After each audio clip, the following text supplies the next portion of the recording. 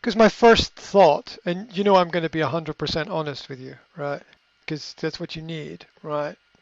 My first thought is that teaching is not for you. That's my first thought.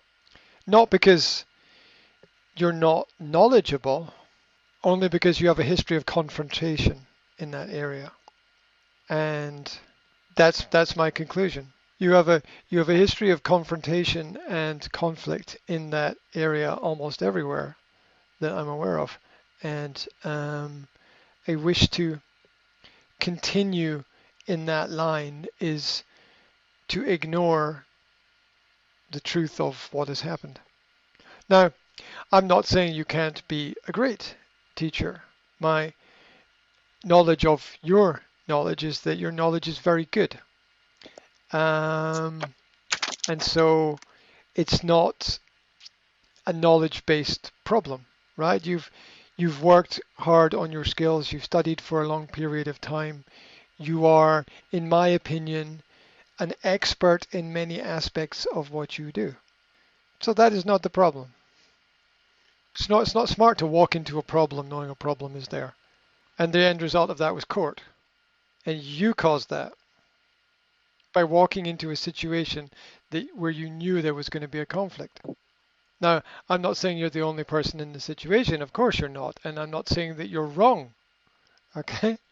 But I'm just giving you an honest reaction. If you know that putting your hand in the fire is going to get you burnt and you still put your hand in the fire, it's not very smart.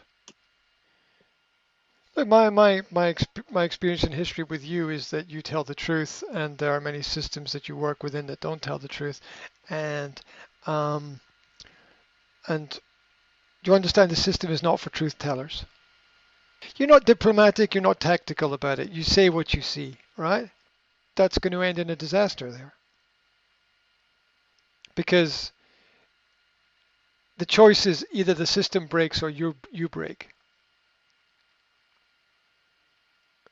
and the system is not going to break. You're going to break. You're breaking yourself. You're throwing yourself into an impossible situation with no way out. You know that court doesn't give answers. You know that.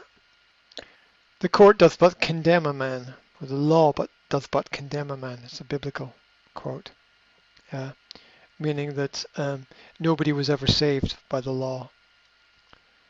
All the law does is of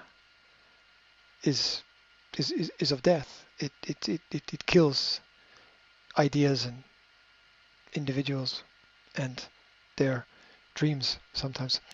And so there are no real solutions. In fact, all it does is in general, not all the time. In general, it aggravates situations. Now that doesn't mean that there's not a just result, right? It doesn't mean that you weren't entitled to go there. It doesn't mean you weren't entitled to win. It just means that the other side is going to be more pissed off at you, more angry. Well, it makes you unemployable. You did that. No, like I'm only talking about my personal experience of it, okay? Mm. Right? So there's no solution there at all. It's just more fuel on the fire. It's just another reason to not like you. And you're not a you're not a person who shouldn't not be liked, if you understand that sort of double negative. You're a good person inside, right? There's not a reason to not like you, but you're giving them one. You're giving them a big one, and that's not gonna that's not gonna help at all.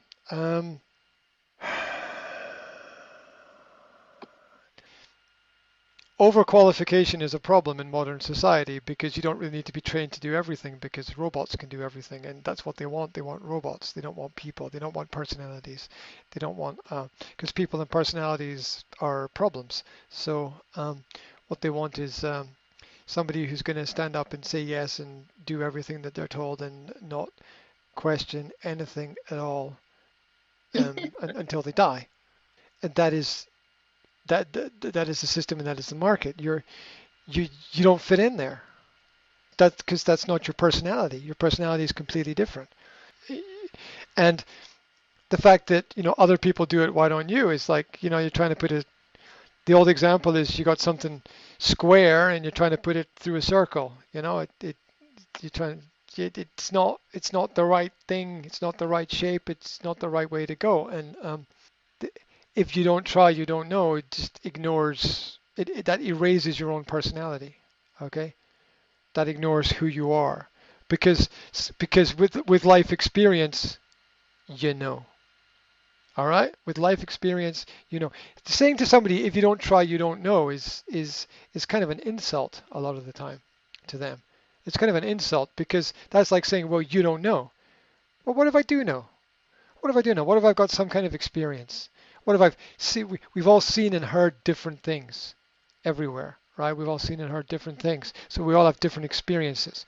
So, so what's easy for one person will be difficult for another, and that's the way the world is set up. It's the way the world is designed, and so if you say to somebody, if you don't try, you don't know, that's like saying it's the same as saying to the person, you don't know, which is saying to the person, you have no idea what you're doing, which is not true, because I personally have this belief that everybody knows all the answers in themselves, because nobody has more experience than themselves.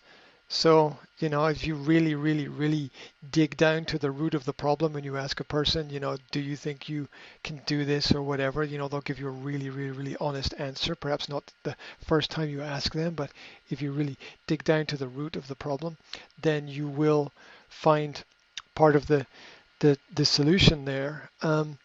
And also, if you say to somebody, if you don't try, then you don't know, that's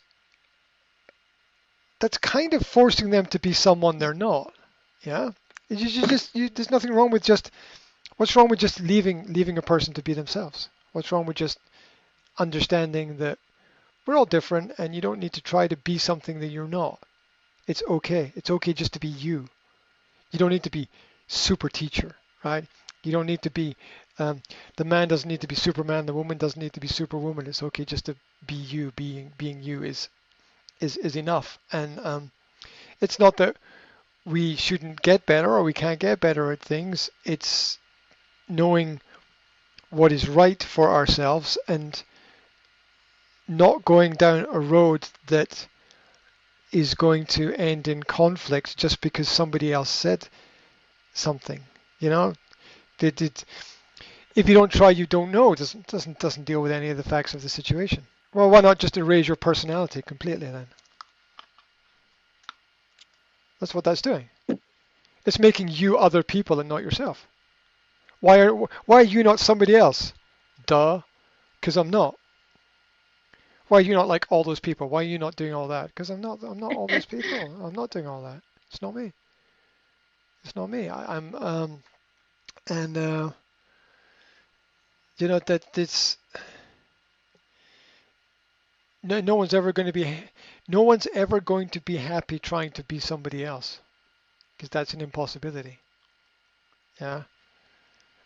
Other people can do it. It's like, yeah, but I'm not other people. Why can't you do what? It's not just. It's a series of habits. It's not one thing at one point in time. Saying other people do it is like saying I want you to be somebody else. I've heard that 1,000 times in my life, right? Other people can do it. Oh, so you want me to be other people. And that, look, don't get me wrong. Some people need that. Some people need that shove. Some people need that push, but some people don't. Some people it doesn't work for them. Some people need to get up early in the morning and go to the gym. Some people don't. You're still angry. You can't progress until you let go of that anger. You can't go anywhere. You understand? The next 5 minutes, where you're going to be in 5 minutes doesn't matter if you're carrying that anger with you. If you let go of that anger, where you are in 5 minutes matters. But if you're carrying that anger with you, nothing will improve.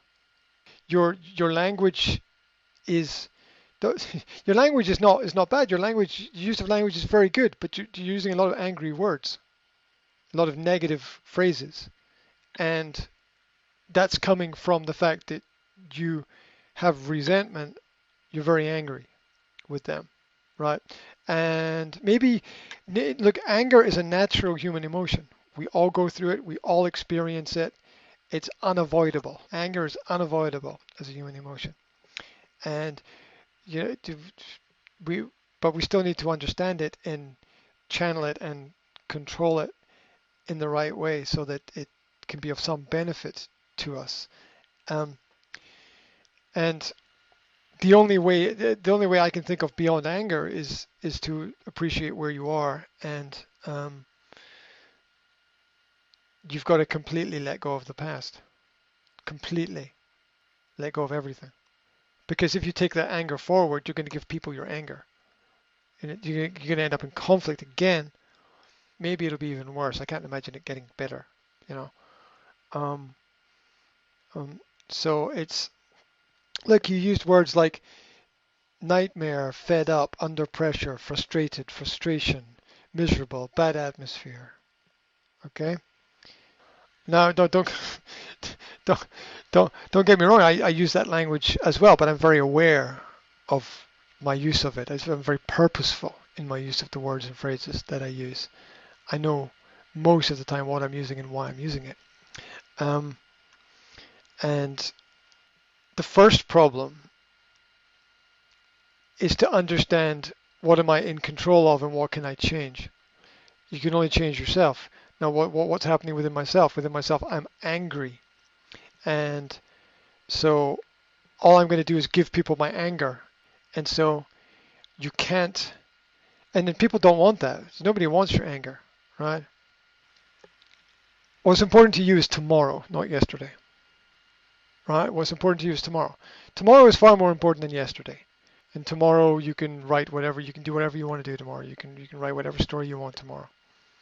And looking back, you're angry, frustrated, annoyed, something in between all of those feelings.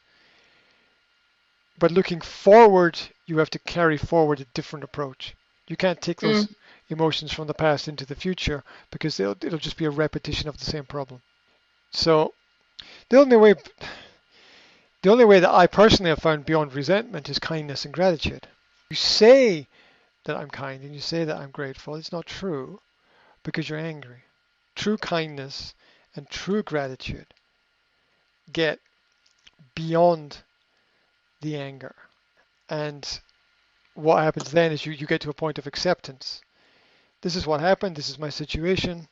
Once you accept who you are and accept what you can't change, then focus becomes important. Why doesn't your partner just accept who you are? Why doesn't your partner just accept who you are? This is who you are. You're not anything else. You're not going to be anything else. You're not going to become Superwoman or whatever. Change is difficult, complex, sometimes impossible. And therein is the bigger conflict. Just why doesn't everybody just accept who you are and what you can do?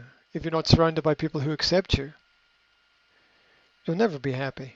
And once again, in a parental aspect, there's nothing wrong with wanting people to improve. In terms of friendships, there's nothing wrong with wanting people to improve. In terms of being on the same team and growing through life, there's nothing wrong with wanting people to improve. But it has to be what they want, right? Let's say I have a partner, right? And I want my partner to be a better cook, right?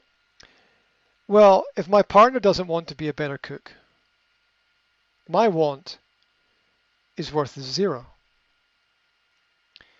And we've got to be smart about it and realize that if I want to be a cook and if I want my partner to be a cook and my partner wants to be a cook to please me, that's also wrong. Because you won't please you essentially don't please yourself by going around pleasing other people. It doesn't. There's nothing wrong with helping other people to do things, but you have to sort of go your own road. Um, and so the important thing to do is to ask the partner, you know, find out without suggesting anything specific, find out from them what it is that they want to do in the direction they want to go in, and support them in that, um, not by comparing them to other people who they're not, but just by letting them be themselves, right? By letting them be themselves. And this, so much of the world is trying to form people into things and put them in form people into things that they're not, and put them into situations that are really sort of unacceptable for them. Teaching is a high stress, low reward job overall throughout society. If you compare things, like train drivers usually get paid twice as much as teachers, right? So society values a train driver